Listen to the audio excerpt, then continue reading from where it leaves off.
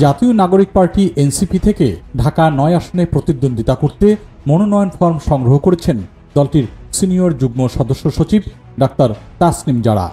সোমবার রাত 10টার দিকে রাজধানীর বাংলা মোটরে দলটির অস্থায়ী প্রধান কার্যালয় থেকে তিনি মনোনয়ন ফর্ম ক্রয় করেছেন বলে খবর পাওয়া গেছে। ঢাকা ৯ আসনটি ঢাকা দক্ষিণ সিটি কর্পোরেশনের ১, ২, ৩, ৪, ৫, ৬, ৭, ৭১, ৭২, ৭৩, ৭৪ ও ৭৫ নম্বর ওয়ার্ড অর্থাৎ সবুজবাগ, খিলগাঁও, মুগদা ও মান্ডা থানা এলাকা নিয়ে গঠিত।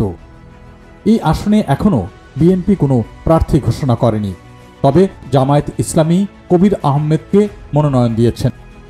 আগামী ত্রয়োদশ জাতীয় সংসদ নির্বাচনে এই আসনে নতুন প্রজন্মের প্রার্থী হিসেবে তাসনিম জারার অংশগ্রহণে স্থানীয়ভাবে ব্যাপক আগ্রহ তৈরি হয়েছে বলে দাবি করেছেন এনসিপির একাধিক নেতা। এর কয়েকদিন আগে তৈরি করা দলীয় খসড়া তালিকা অনুযায়ী আহ্বায়ক নাহিদ ইসলাম প্রতিদ্বন্দ্বিতা করবেন ঢাকা ১১ আসনে। এছাড়া দলটির মুখ্য সমন্বয়ক নাসিরউদ্দিন পাটোয়ারি ঢাকা ১৮, যুগ্ম আহ্বায়ক আরিফুল ইসলাম আদিব ঢাকা ১৪, আকরাম হোসেন ঢাকা ১৩, খান মোহাম্মদ মুরসালিন ঢাকা ৬, ইমরান হোসেন ঢাকা ২ এবং সিনিয়র সদস্য সচিব ডাক্তার তাসনিম জারা লড়বেন ঢাকা ৯ আসনে।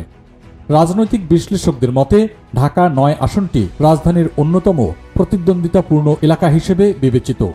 এখানে নতুন দল ও তরুণ প্রার্থীদের আগমন ভোটের লড়াইয়ে আরও বেশি প্রতিদ্বন্দ্বিতাপূর্ণ হবে বলে মনে করা হচ্ছে। জাতীয় নির্বাচনে অংশগ্রহণের লক্ষ্যে গত ৬ নভেম্বর বিকেলে কেন্দ্রীয় নির্বাচন পরিচালনা কমিটির সংবাদ সম্মেলনের মধ্য দিয়ে আনুষ্ঠানিকভাবে মনোনয়ন ফর্ম বিক্রির কার্যক্রম শুরু করেছে জাতীয় নাগরিক পার্টি এনসিপি।